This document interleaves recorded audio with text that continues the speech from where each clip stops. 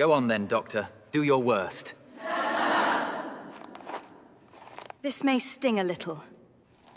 The blood was already soaking through his coat when I pushed through the crowd and reached him.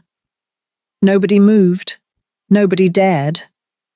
He was the Duke of Veldemain, and men like that were not supposed to bleed in public. They were not supposed to look human at all. But he was bleeding. Badly. I knelt beside him without asking permission from anyone in that grand, suffocating room. I opened my satchel. I assessed. And when I saw exactly where the wound ran, I lifted my eyes to his and said it clearly, firmly, without a single apology. "Pull down your trousers." The silence that followed was the loudest thing I had ever heard. Then he looked at me. Really looked. And the Duke of Veldemain, whom nobody commanded, whom nobody questioned, slowly reached for his belt and smiled. Gladly. My hands did not shake. But my heart? My heart had already started asking questions my mind was not ready to answer. This is where it begins. Now tell me something. If you were in that room, would you have had the courage to speak, or would you have looked away like everyone else? Drop it in the comments. And if this story already has your heart, subscribe. Because what this Duke does next will absolutely surprise you. The blood was already soaking through his coat when I pushed through the crowd and reached him. Nobody moved or spoke. Nobody even breathed too loudly. The entire grand hall of Dunhaverley House stood frozen, as though time itself had decided to stop and watch. Candles flickered above us in their silver holders.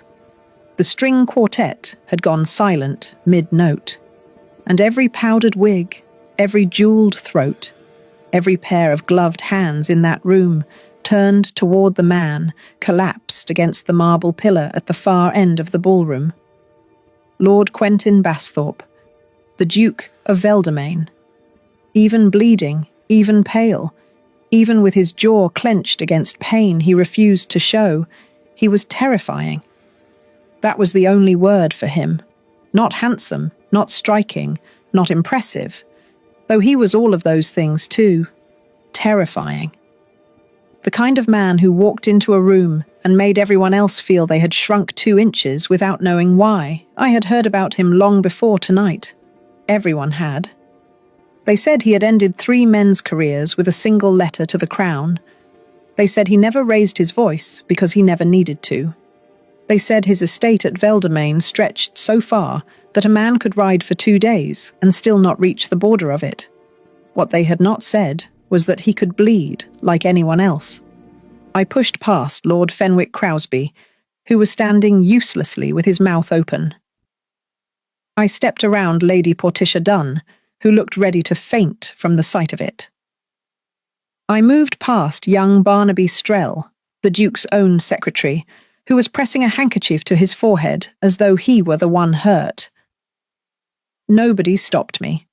Maybe because I moved with too much certainty. Maybe because I looked like I knew what I was doing. Maybe because every single person in that room was too afraid to be the first one to act, and so they were grateful, in their cowardly, silk-dressed way, that someone else had stepped forward. I knelt beside him. He looked at me. His eyes were dark, steady despite the pain, and deeply suspicious. "Who are you?" His voice was low, controlled, the kind of voice that gave nothing away. "Someone who can help you," I said. "If you let me." His jaw tightened. He looked past me at the crowd, then back at me. Something shifted in his expression. Not softness, nothing so simple as that.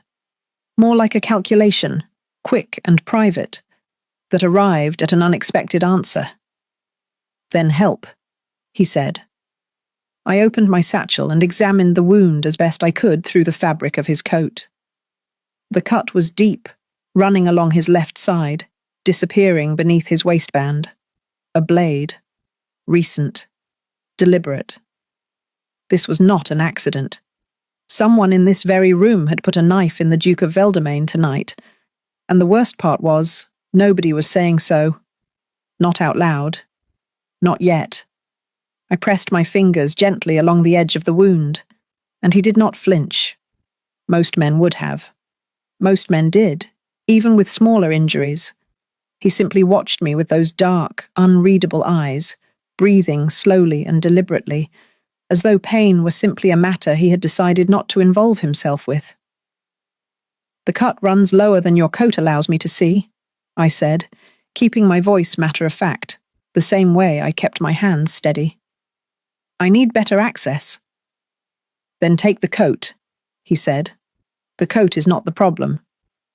I met his eyes. "Pull down your trousers." The silence in the room, which had already been considerable, became something else entirely. It became the kind of silence that has weight and texture, the kind that presses against your ears and makes your own heartbeat seem very loud. I heard someone gasp. I heard Lady Portia whisper something sharp to the woman beside her. I heard Barnaby Strell make a strange, strangled noise behind me. I did not look away from the Duke. He looked at me for a long moment, and then, slowly, something happened to his face. It was not quite a smile. It was the beginning of one, the idea of one, like sunlight deciding whether or not to come through a cloud. His hands moved to his belt. "Gladly," he said. And something in my chest did a thing I will not fully describe, except to say that it was inconvenient and entirely unwelcome. I worked quickly. I examined the full length of the wound, cleaned it with what I carried, and began the process of closing it, with the precision I had spent years developing. My hands knew what to do, even when the rest of me was acutely, uncomfortably aware of how close I was to this man, how still he sat, how he never once looked away from my face. "You are not a physician?" he said quietly while I worked. "No. But you have done this before." "Many times." "Where?" I tied off the last stitch and sat back. "That is a long answer for a short evening." His mouth moved, that almost smile again. "I have time." "You have a wound that needs rest," I corrected. "And a room full of people watching you, which means you need to stand up and pretend this did not happen. Or the person who did it wins twice, once with the knife, and once with the spectacle." He was quiet for a moment. Then he said, "What is your name?" "Otterline Baverstock." "Miss Baverstock." He said it the way a man might say something he intended to remember. "You are either very brave or very reckless. Most people who do useful things are a little of both," I said, and began putting my things away. He stood. He straightened his coat. He turned to face the room with such complete composure that I almost doubted for one mad second that any of it had happened, that he had been bleeding on the floor, that I had knelt beside him, that he had smiled like that when I gave him an order no one else in England would have dared to give him. The crowd shifted. People began talking again, the way people do when the dangerous moment has passed, and they want to pretend they were not afraid. Lord Fenwick Crosby appeared at my elbow. He was a broad man with a red face and small eyes that were currently studying me with an expression I did not like. "Well," he said, too cheerfully, "that was quite the performance." "It was not a performance," I said. "No, I suppose not." He lowered his voice. "You should be careful, Miss Baverstock. Men like Veldemain do not forget people who see them at their lowest." "He was not at his lowest," I said. "He was at his most honest." Crosby blinked. Then he laughed. But it was the uncomfortable kind of laugh, the kind that means someone has said something true, and the listener does not know what to do with it. I looked across the room. The Duke was already surrounded. His secretary on one side, two other men I did not recognize on the other. But even as a woman pressed his hand and spoke urgently into his ear, even as Barnaby Strell produced a sheaf of papers from nowhere and began pointing at things on them, the Duke turned his head and looked straight at me, I turned away first, because I am not foolish enough to hold the gaze of a man like that and think it means something simple. But I am honest enough to admit that I thought about it for the rest of the night. I did not sleep. That is not unusual for me. I have always been the kind of person whose mind runs long after the candles go out, turning things over and over like stones in a river, looking at them from every angle. But that night, it was not my mind that kept me awake. It was the memory of his hands moving to his belt without hesitation, the absolute calm of it, the way he had said gladly, as though it were the most natural thing in the world, as though being ordered around by a woman he had never met was simply a pleasant change in an otherwise predictable evening. I sat at my writing desk and looked at the candle and told myself very firmly that I was not thinking about the Duke of Veldemain.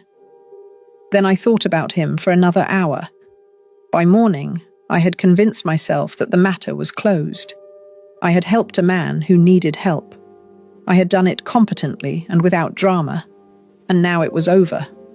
But it was not over. The card arrived with breakfast, thick paper, black ink, the kind of handwriting that suggested its writer had never once doubted that what he wrote would be read immediately and carefully. Miss Baverstock, I require your attendance at Veldemain House at 2 o'clock this afternoon. The matter is of some urgency. Come alone. No, please. No apology for the earliness of the hour. No acknowledgement that requiring someone's attendance was not quite the same as requesting it. I read it 3 times. Then I put on my coat and went. Veldemain House was not what I expected, which was foolish of me, because I should have known better than to expect anything where this man was concerned. I had imagined something cold and imposing, all dark stone and iron gates. What I found instead was a house that was large, yes, almost absurdly so, but also lived in a way that great houses rarely were. There were books in the entrance hall, not displayed books, not decorative books arranged to suggest intelligence, but actual read books stacked on a table near the door, as though someone had simply set them down mid-thought. There were dogs, 2 enormous ones, who approached me with great seriousness and sniffed my hands before apparently deciding I was acceptable. A butler, very tall, very thin, with the expression of a man who had seen everything and been surprised by none of it, took my coat and led me down a corridor. His name was Oswick. He told me this without being asked, which I appreciated. The Duke is in the study, Oswick said. He will want tea. He always wants tea at 2 o'clock and always forgets to ask for it. I will bring it regardless. That is very thoughtful, I said. That is simply Tuesday, Oswick said, and opened the door. The Duke was standing at the window with his back to me. He was not in formal dress. A loose white shirt, dark trousers, boots that had clearly been worn outside that morning. He looked like a man in his own home, which sounds obvious, but most men of his rank never quite managed it. They always looked like they were performing the role of lord, even in private. He turned when he heard the door. "You came," he said. "Your note suggested urgency." It did. He gestured toward the chair across from his desk. "Sit, please." Please. So he could manage it when he chose to. I sat. He remained standing, which I suspected was deliberate, a way of keeping some kind of control over a situation he had, in fact, initiated. I decided not to comment on it. "How is the wound?" I asked. "Uncomfortable," he said, "but holding." "You should not be standing for long periods." "I am aware." He looked at me with that steady, measuring gaze. "I did not bring you here to discuss the wound." "Then what did you bring me here to discuss?" He was quiet for a moment. Behind him, through the tall window, I could see the garden. A woman was walking along the far path, moving quickly, her head down. I noticed her, then looked back at the Duke. "Last night," he said carefully, was not an accident. I know. He paused. You knew immediately? The angle of the wound, I said. The depth, the placement. Someone knew exactly where to put the blade to cause maximum damage without immediate death. That is not the work of a random hand in a crowd. That is someone who understands the body. Someone who was close enough to you to be precise. Something changed in his expression. Not quite a surprise. More like the particular look of a man who has been expecting to explain something and has instead found himself being explained to. Sit down, I said, before I could stop myself. Please. You are making the wound worse by standing. He sat. It happened so naturally that I almost did not notice the extraordinary nature of it.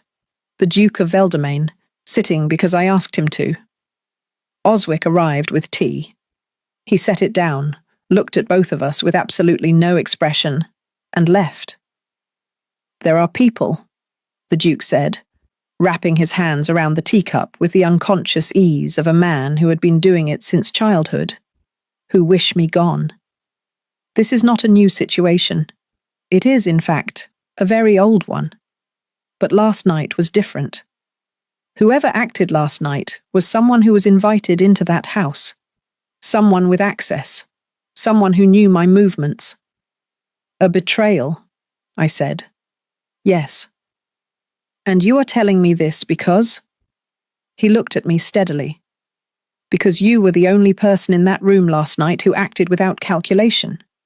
Everyone else was deciding what your presence meant to them, what helping or not helping would cost them, what story they would tell afterward. You simply knelt down and did what needed doing. I looked at my tea. That could also describe someone with very poor social instincts. It could, he said. But I do not think that is what it describes in your case. The silence between us was not uncomfortable.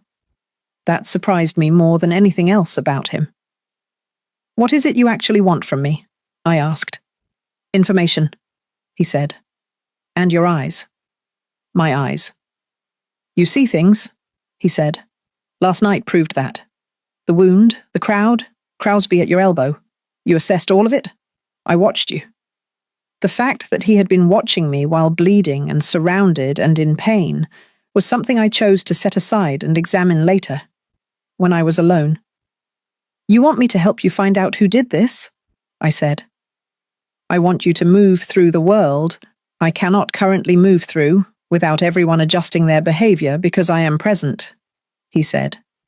I want you to attend the events of the next fortnight, observe, and report to me what you find. You want a spy. I want someone honest in a room full of liars. I should have said no. Every sensible part of me lined up to say no. A fortnight of social engagements, navigating the sharp edges of society on behalf of a duke who gave orders like other men gave weather forecasts, cold, matter of fact, and not particularly interested in your opinion of them. But then I thought about the knife, the precision of it, the fact that someone at that glittering, well-dressed, chandelier-lit party had stood close enough to this man to wound him and had done so with planning and knowledge and cold intent. And I thought about the woman I had seen through the window, walking quickly with her head down in a garden that should, by all rights, have been empty on a Tuesday afternoon. Who is the woman in your garden? I asked. The Duke went very still.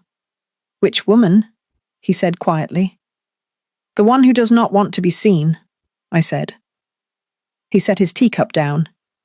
His eyes met mine, and for the first time since I had walked into this house, I saw something behind the steadiness, something that looked, just briefly, like fear. Her name, he said slowly, is the reason this is more complicated than a knife at a party. He stood, crossed to the window, and looked out. The garden was empty now. The woman was gone. Her name is Thessaly, he said, and she is the reason someone wants me dead. Thessaly.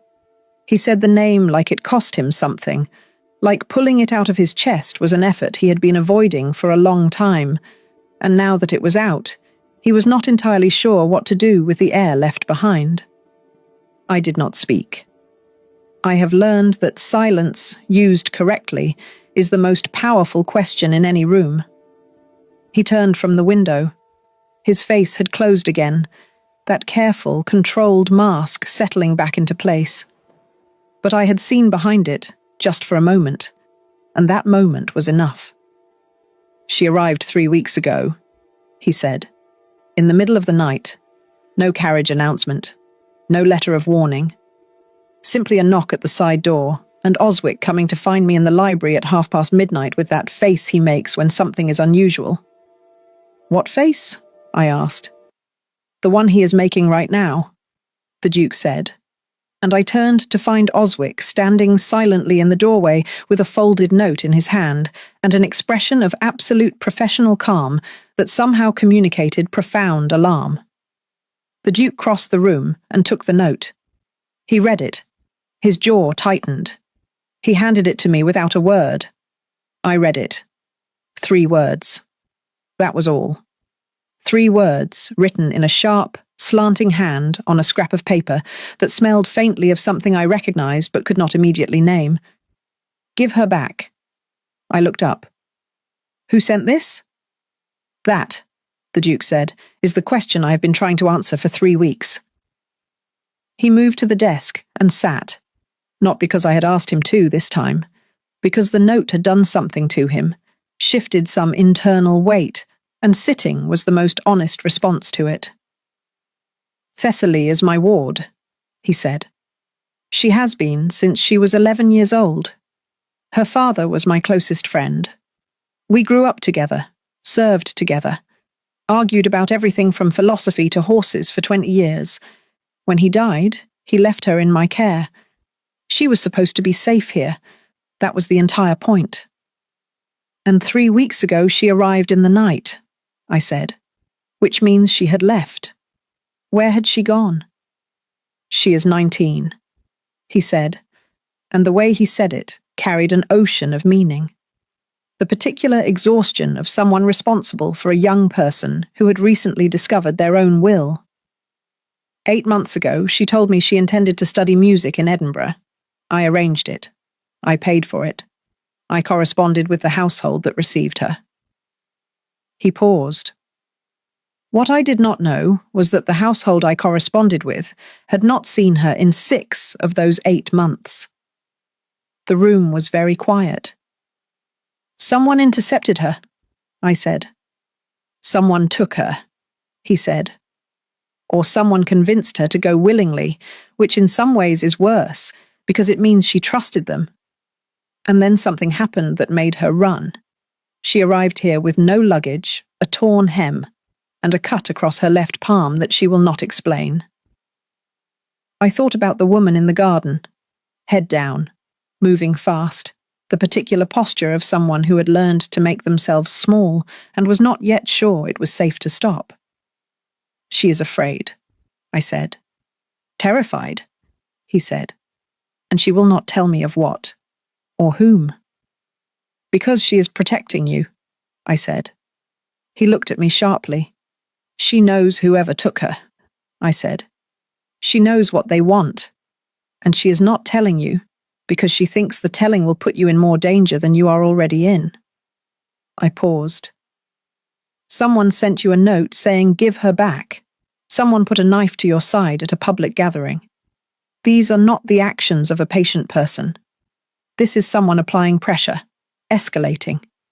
They want a response, and they want it quickly." The Duke was watching me with an expression I could not fully read. "You arrived at all of that," he said, "in approximately 40 seconds. "I have been in rooms with frightened people before," I said simply. "Fear has a pattern. So does cruelty." He was quiet for a long moment. Then, "Will you help me?" I thought about saying I needed time to consider it. I thought about being cautious and measured and sensible, the way women in my position were always advised to be. "Yes," I said. but I need to speak with Thessaly. She will not speak to strangers. Then introduce me, I said, and let me stop being one. He studied me. Then he stood and went to the door and said something quietly to Oswick, who nodded and disappeared. We waited. The clock on the mantel counted the seconds. I drank my tea and looked at the books, on his desk, 3 of them open at different pages, as though he had been reading all 3 at once and keeping track of each separately. You read widely, I said. I read constantly, he said. It is the only place where people say exactly what they mean. The door opened. She was slight, Thessaly, smaller than I had pictured, with dark eyes that took in everything at once, and a stillness about her that was not peace, but the thing that lives on the other side of a great deal of fear. She looked at me the way a person looks at a door they are not sure leads out or further in. This is Miss Otterline Baverstock, the Duke said. She helped me last night. I trust her. Thessaly looked at him when he said that. Something passed between them, the particular language of people who have known each other a long time and do not need full sentences. Then she looked back at me. He never says that, she said quietly, that he trusts someone. I am aware, I said, though I was not, entirely, but it felt like the right thing to say. She sat, and slowly, haltingly, in the way of someone who has been holding a stone underwater for a long time and is only now allowing it to surface, she began to talk. His name was Lord Pacifer Gren. She said it without looking at either of us, her hands folded tightly in her lap. He was a baron from the northern counties, charming in the particular way of men who have practiced charm until it no longer cost them anything. He had met her in Edinburgh, had been introduced through the household she was supposed to be staying with, and he had been, she said quietly, very kind at first. I kept my face still. Kind at first was one of the oldest and most dangerous sentences in any language. Gren had offered to arrange further musical tutoring, private instruction from a master in the city. He had facilitated introductions, attended concerts, and sent books. And then, gradually, so gradually that she could not name the exact moment it shifted, he had begun to ask things. Small things at first. Details about the Duke's estate, schedules, correspondence, whether the Duke had enemies, whether there were debts. He wanted information, she said, about Quentin, about his finances, about his position at court. She pressed her hands tighter together. I did not understand at first what he was gathering it for. I thought they were simply conversations. I thought he was curious because he knew I came from Veldemain. When did you understand? I asked. She looked up at me then. Her eyes were very steady and very old for 19. When I found the letters, she said. The Duke had gone very still. Letters to whom? He asked. His voice was controlled, but only just. To a man named Dretton Hale, she said. I do not know who he is, but the letters described a plan. They described the party last night, the method, the timing. They described you. She looked at the Duke, and her voice cracked for just a moment before she steadied it. They described what would happen if the first attempt failed. The room held its breath. There will be a second attempt, I said. Yes, Thessaly whispered. I looked at the Duke. He was looking at Thessaly with an expression I recognized now, because I had seen it briefly through his careful mask earlier. Not fear for himself, fear for her. The kind that lives in people who are responsible for someone they love and have nearly failed them. Dretton Hale, I said, turning the name over. Does that mean anything to you? The Duke's expression shifted, just slightly, just enough. It means something, I said. Tell me. Not yet, he said quietly. Not until I am certain. I wanted to push. I chose not to. Some doors, I have learned, open faster when you do not force them. Outside, in the corridor, something moved. A sound, small and quick, like a heel on marble. Oswick appeared in the doorway a moment later, his face arranged in its usual careful calm. But his eyes went directly to the window. And that was when I smelled it again. The same faint scent from the note, sharp and cold, like something chemical, something medicinal misused. I stood up.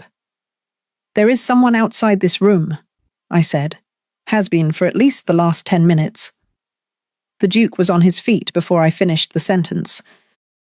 The corridor was empty by the time we reached it, but the smell was stronger there, sharp and deliberate, the kind of scent that does not linger by accident.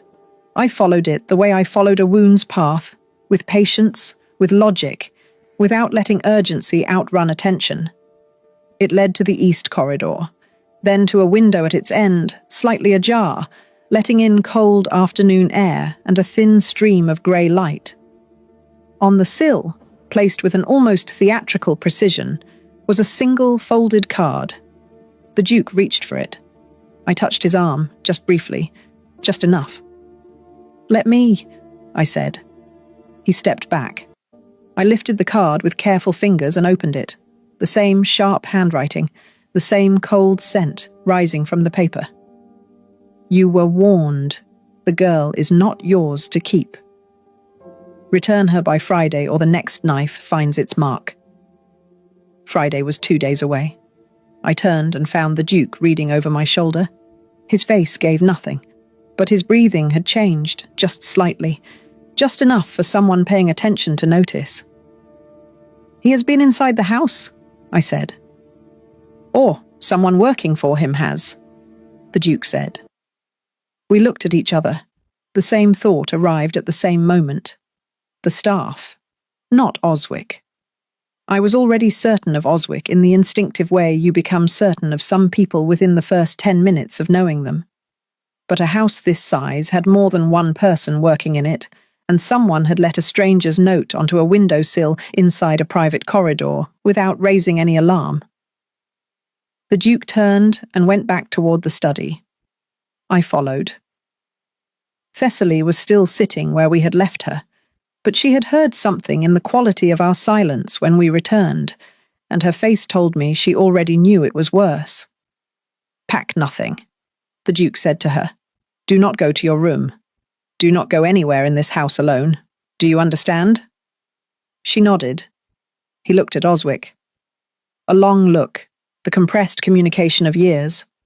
Oswick said, "I will begin discreetly." "Gently," the Duke said.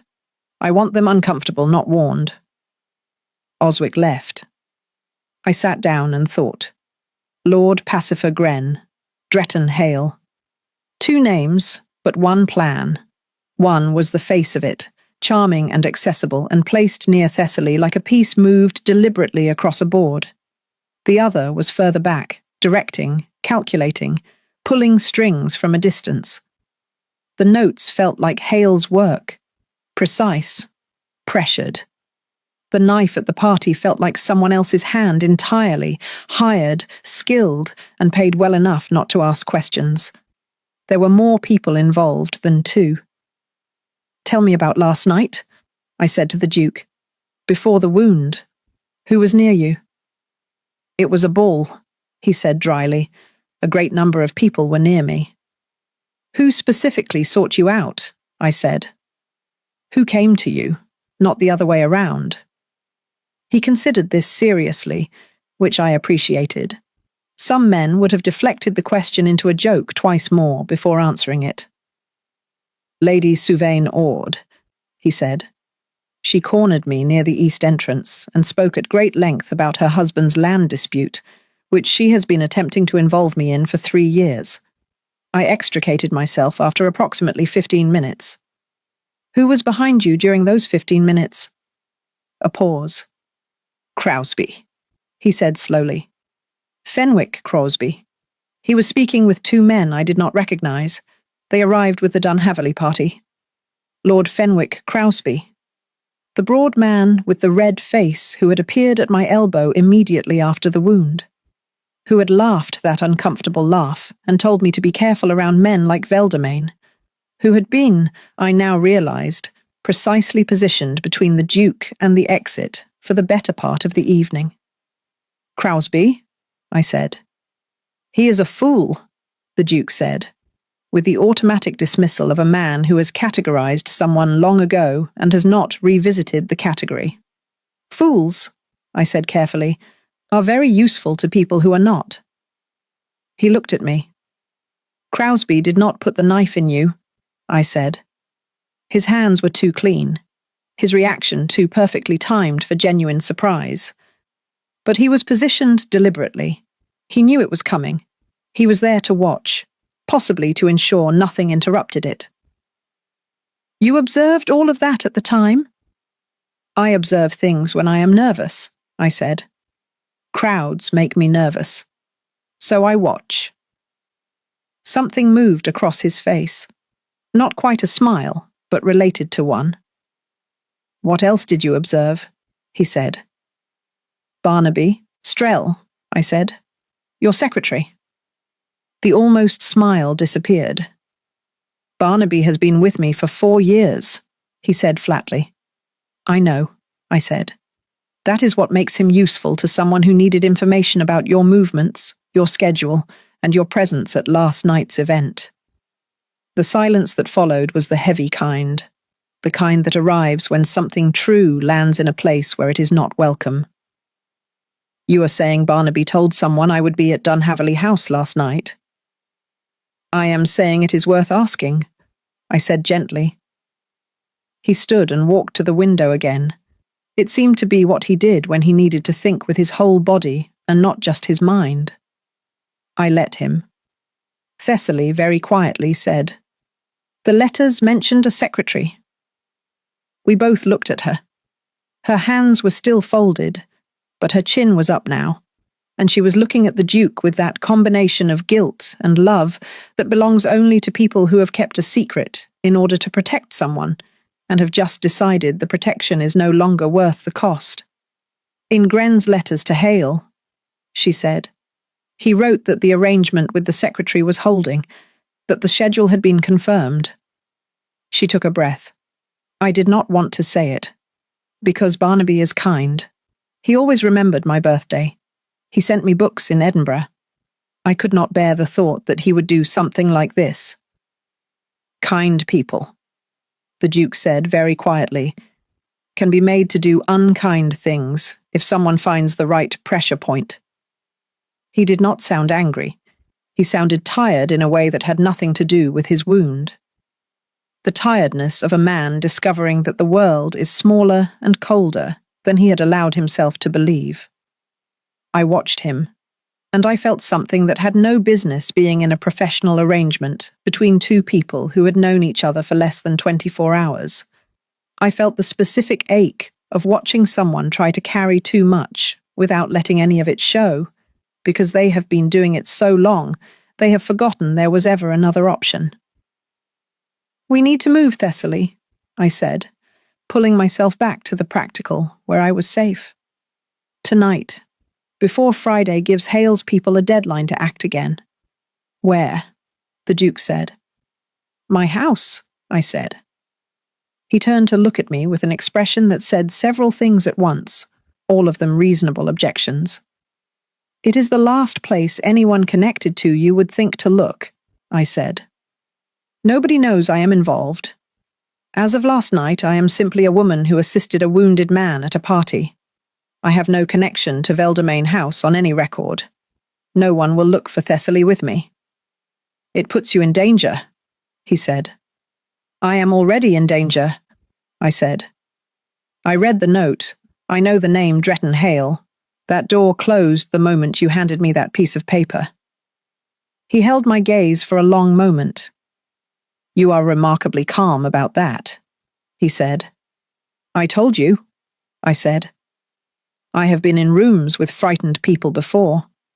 I learned early that panic does not assist anyone and costs a great deal of energy." Thessaly looked between us with the particular attention of someone young enough to still find adults surprising. Then, very softly, she said, "She is right, Quentin. Let her help." He looked at his ward. Something in him settled, not happily, not easily, but with the particular resignation of a man who had run the calculation and found that the answer he wanted was not the one he arrived at. "There is something I have not told either of you," he said. We waited. "Dretton Hale," he said. "I know that name. I have known it for 11 years. He moved back to the desk and sat. He was my father's man of business. He managed the estate accounts for over a decade. When my father died and I inherited Veldomain, I discovered that Hale had been diverting funds, a significant amount, quietly, over many years. "You had him removed," I said. "I had him prosecuted," the Duke said. "He spent 4 years in prison. He was released 18 months ago." The timeline settled into place with a cold, clean click. "He has been planning this since his release," I said. "At minimum," the Duke said. "Possibly longer. Prison gives a man a great deal of time to think." "And Thessaly is not just your ward to him," I said slowly. "She is leverage. She is the thing he can use to hurt you without touching you directly, because you would do anything to keep her safe." The Duke did not answer. He did not need to. "This is a revenge plot," I said. 11 years of it, carefully built, patiently waiting. I looked at him steadily. "And last night was not meant to kill you, was it? It was meant to warn you, to show you he could reach you. The killing comes after he has made you suffer enough." The clock on the mantel ticked. Outside, the garden was still and grey and empty, and somewhere in the city, a man named Dretton Hale was sitting in a room we had not yet found, watching his plan unfold and waiting for the Duke of Veldomain to make his next move. I intended to make sure it was the right one. I moved Thessaly that same evening. We did not use the front entrance. Oswick arranged a plain carriage, the kind that carried tradespeople, and drew no second glances in the streets of the city. Thessaly wore a borrowed cloak and kept her hood up. I sat beside her and watched the window and said nothing, because she needed quiet more than she needed reassurance. The Duke did not come with us. That was the agreement. He needed to remain visible, present, behaving as though nothing had shifted, as though Friday meant nothing to him, and the notes were simply paper. Dretton Hale needed to believe his pressure was working, that the Duke was rattled and reactive, making decisions from fear rather than strategy. It was the hardest kind of act for a man like Quentin Basthorpe. I knew that without being told.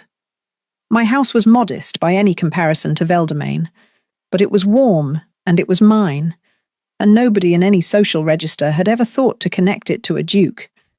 I had 3 rooms upstairs, a kitchen that smelled of dried herbs, and a housekeeper named Gretna, who had worked for me for 6 years and had the particular gift of asking no questions and remembering everything. I introduced Thessaly as a friend in need of quiet. Gretna looked at the girl's pale face and tired eyes and said, "I will put the kettle on," which was her answer to most things and was almost always correct. Thessaly sat at my kitchen table and wrapped her hands around a mug, and finally, in the warmth of an ordinary room, looked something close to young again. "He blames himself," she said after a while. "I know," I said. "He always does." She looked at her mug. "When my father died, he stood at the grave and I could see him deciding that it was somehow a failure of his own, as though dying were something a person did to inconvenience Quentin Basthorpe." Her mouth curved, just slightly. "He is the most impossible man." "He is," I agreed.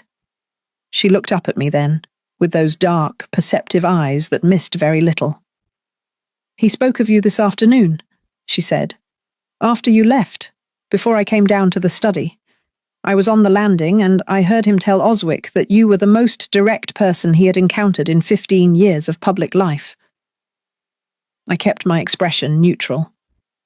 That is a practical observation. He did not say it practically, Thessaly said, and looked back at her mug with the small, private smile of someone who knows more than they are currently deploying. I chose not to pursue it. I had work to do. I sent a note that night to a man named Corbett Weil. He was not a gentleman in the social sense, but he was one in every sense that mattered. He had spent 20 years moving through the city's lower corridors, the markets and the shipping offices and the places where information was bought and sold as casually as bread. He owed me a favour of considerable size, the details of which are not relevant here, except to say that it involved a fever, a locked room, and a bottle of something I would rather not name. He always paid his debts. I asked him for everything he could find on Dretton Hale's movements since his release from prison.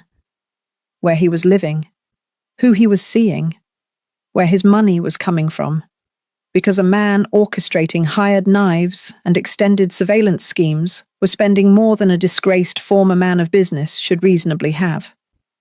I also asked him about Lord Pacifer Gren, the charming baron from the northern counties, who had spent months befriending a 19-year-old girl in order to extract information about a duke he had likely never met. Men like Gren were not architects. They were tools, but even tools had histories. Corbett's reply came before sunrise. I read it at my desk by candlelight while the house slept, and with every page the picture became colder and clearer and considerably more dangerous than I had allowed myself to hope. Dretton Hale was not working alone. That much I had assumed. But the scale of it was larger than one man's revenge. He had, in the 18 months since his release, positioned himself as a financial broker for 3 separate lords who were deeply uncomfortable with the Duke of Veldemain's influence at court. Men who had lost land disputes. Men who had been publicly contradicted in Parliament. Men who had watched Quentin Basthorpe's quiet, relentless influence close doors they had expected to walk through freely. Hale had found them and given them a shape for their resentment. He had turned 3 separate grievances into one coordinated plan. He was not just seeking personal revenge. He was being paid to facilitate the removal of a man that several powerful people found inconvenient. Lord Fenwick Crosby was one of the 3. His land dispute with the Duke had been running for 7 years and had cost him a fortune in legal proceedings he kept losing. The second was a man named Sir Otley Branwick, a member of Parliament whose proposal for northern mining rights had been blocked by the Duke's testimony before the Lords 2 years prior. The third name made me sit very still in my chair for a long moment. Barnaby Strell's father. I had not known Barnaby had a father still living. I had not known that father was a man named Rupert Strell, who had once held a significant position in the Crown's accounting office and had been quietly dismissed 11 years ago after an audit connected, tangentially but provably, to Hale's original fraud. He had not been prosecuted, but he had been ruined, and his son had spent 4 years inside the Duke's own household, close to his correspondence, his schedule, his movements. Not for money, for his father. I pressed my fingers to my temple and looked at the candle, and felt the particular weight of a situation that had been running long before I arrived in it. I dressed before dawn and went to Veldemain House. Oswick opened the door before I knocked, which suggested either excellent hearing or that the Duke had left instructions. He led me to the study without a word. The Duke was already there, already awake, seated at the desk with a cup of tea that had gone cold and the look of a man who had not slept either. He looked up when I came in. I put Corbett's pages on the desk in front of him without a preamble. He read. I watched his face. It moved through several things in quick succession: recognition, calculation, grief, and finally a cold and absolute clarity that was not anger, but was the thing that comes out the other side of it. Barnaby, he said quietly. His father? I said. Not malice, loyalty, the wrong kind, aimed in the wrong direction, but loyalty all the same. That does not make it less of a betrayal. No, I said. It does not, but it explains it, and it means he can be reached. He looked at me. Barnaby is not committed to this the way Hale is, I said. He is trapped in it. There is a difference, and a man who is trapped will take an exit if you offer him one before the walls close in entirely. You want me to offer him an exit? I want you to give him the chance to undo what he has done, I said. Before Friday, because Barnaby knows the plan. He knows the timeline. He knows where Hale is. I would wager almost anything on that. And if we can get that information before Hale knows his arrangement inside this house has collapsed, we have the advantage. The Duke was quiet for a long time. Then he said, And Crosby? Branwick? Hale himself? Crosby and Branwick are cowards who funded a plan they did not expect to get this far, I said. Expose Hale, and they will dissolve like sugar in rain. They have no spine for public accounting. They were banking on the whole thing being quiet and untraceable. And Hale? Hale, I said, we will bring to the authorities, with everything Corbett has gathered and everything Barnaby will give us, there is enough to put him back in prison for considerably longer than 4 years.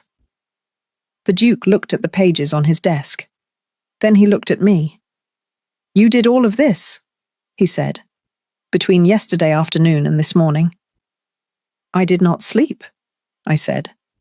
Neither did I. He paused, though I was considerably less productive. I almost smiled. Almost. Send for Barnaby, I said. Now, before he has time to report to anyone that I came here this morning. He reached for the bell. Barnaby Strell arrived in the study 20 minutes later, looking like a man walking towards something he already knew he deserved. He was young. I had not fully registered that at the party, somewhere in his mid-20s, with an open, honest face that had clearly been at war with itself for quite some time. He looked at the Duke, and then at me, and then at the pages on the desk, and whatever hope he had been carrying that this was about something else entirely left his expression all at once.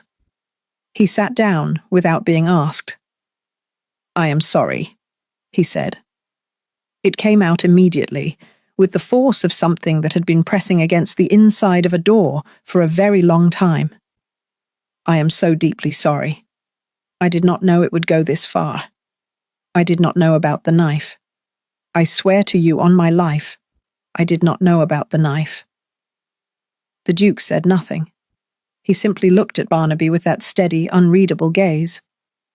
My father, Barnaby said, and his voice broke on just those 2 words. I know about your father, the Duke said quietly. Barnaby looked up. Something in him cracked open. Hale found me 8 months ago, he said. He told me that my father's dismissal was directly connected to the Duke's original prosecution of him, that my father had simply been in the wrong place and had been made to suffer for it, that all he wanted was information, schedules, movements. He said no one would be hurt.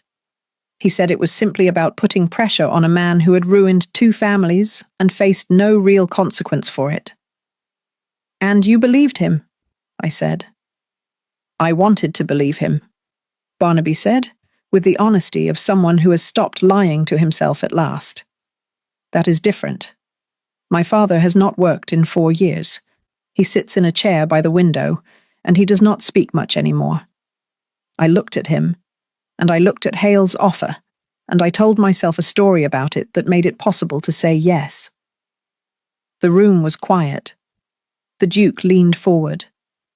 Where is Hale, Barnaby? Barnaby told us. A rented house in the north of the city, near the river, where 3 of his hired men were also staying. He told us the timeline. The second attempt was planned not for Friday as the note had implied, but for Thursday evening, a day earlier, designed to catch the Duke unprepared. He told us about Gren, who was currently in the city and had arrived 2 days ago, summoned by Hale to be present for the conclusion of the plan. He told us everything, quickly, completely, with the particular thoroughness of a man who has decided that the only way out of a thing is to go through it entirely. When he finished, the Duke looked at him for a long moment. "You will write all of this down," the Duke said, "signed and dated, and you will present it to the magistrate yourself, not through a messenger, yourself." Barnaby nodded. "Yes. Your employment here is finished," the Duke said, "but I will not pursue further action against you personally. Your father's dismissal was not something I controlled. It was a consequence of Hale's fraud, not my prosecution of it. I am sorry he suffered for something that was not his fault." Barnaby pressed his lips together and nodded again, not trusting his voice. "Go," the Duke said. Not unkindly, just finally. Barnaby went. The Duke sat back and looked at the ceiling for a moment, the particular look of a man resetting himself after something that cost him more than he intended to show. Then he looked at me. "Thursday," I said. "That gives us today." "Yes," he said. "I will contact the magistrate within the hour. With Barnaby's testimony and Corbett's documentation, they will move on Hale's location before evening." "And Gren?" "Gren will find that his invitation to whatever he came to the city expecting has been permanently withdrawn," the Duke said, with a quiet finality that I suspected was the closest he came to sounding dangerous on purpose. I nodded. I looked at my hands. I became aware, suddenly and inconveniently, that the crisis was nearly over. That the problem, which had given me something to do with all this inconvenient energy I had been carrying since a man smiled at me across a ballroom floor with his hands on his belt, was resolving. And that on the other side of it was simply an ordinary morning in which I was a woman sitting in the Duke of Veldemain's study with no particular reason to remain. I stood.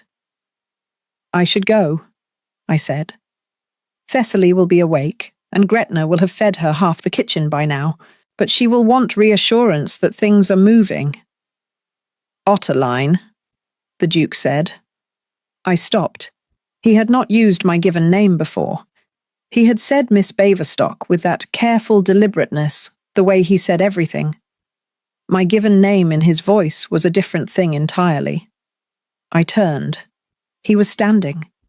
He had come around the desk, which put him closer than the formal geography of the room had previously allowed, and he was looking at me with an expression that had finally, fully let go of the mask. No calculation, no careful distance. Just a man in the early morning light of his own study, tired and honest, and looking at me like I was something he had not expected to find, and was not quite sure yet what to do about. "I have been alive for 34 years, he said, "and I have been the Duke of Veldemain for 11 of them. In that time, a very specific kind of person has sought my company. People who want something from my title, my land, my influence, or my connections." He paused. "You knelt on the floor of a ballroom and ordered me to remove my trousers." "I was addressing a medical situation," I said. "You were," he agreed.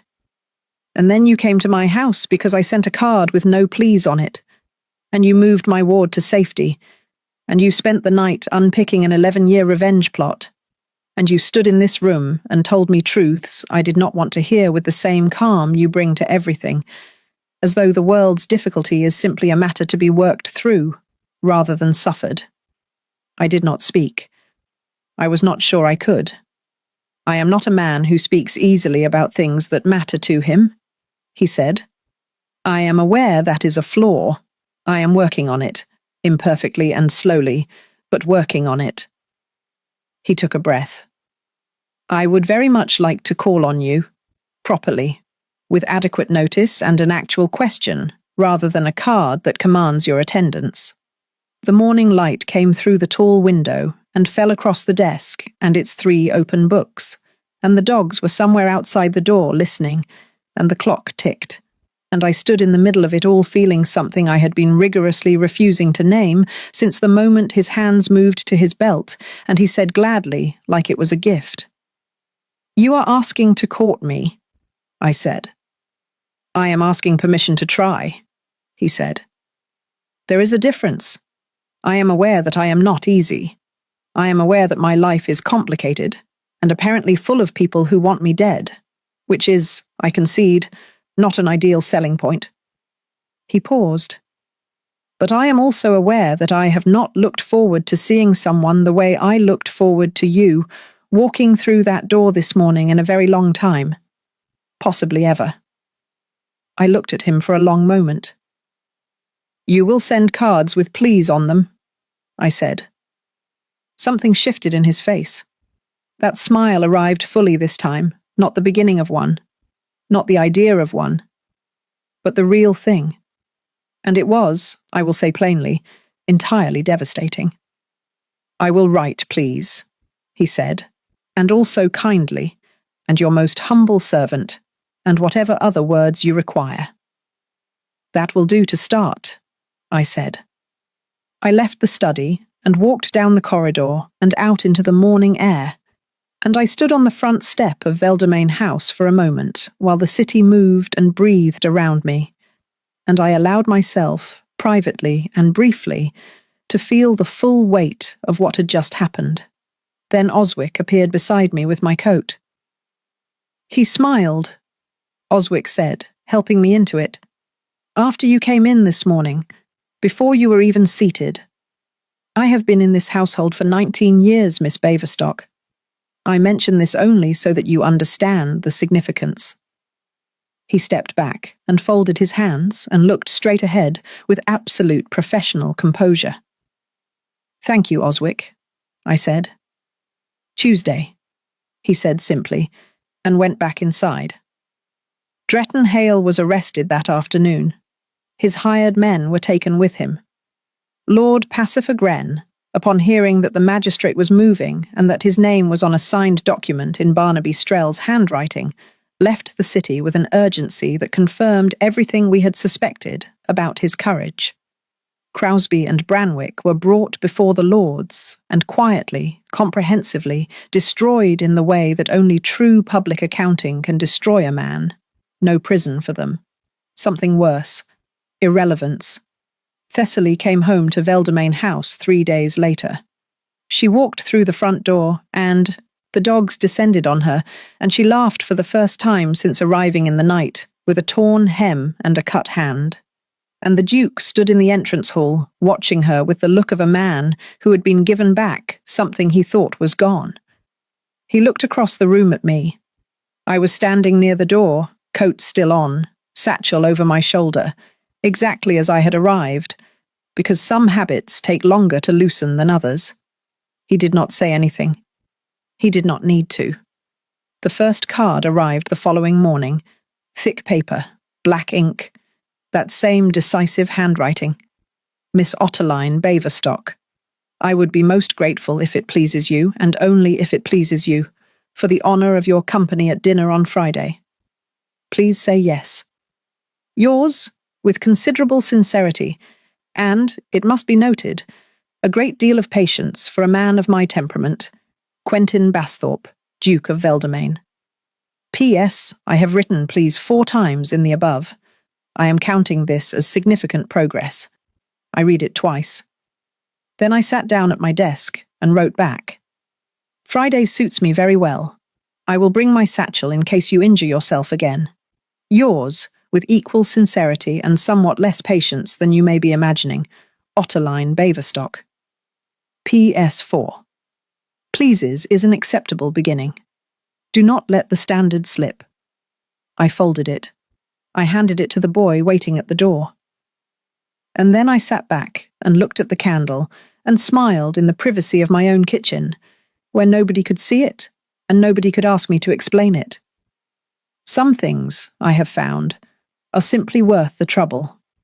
And some men, irritating and impossible, and entirely too used to being obeyed, turn out to be the most honest people in any room. even when you order them to remove their trousers. Especially then.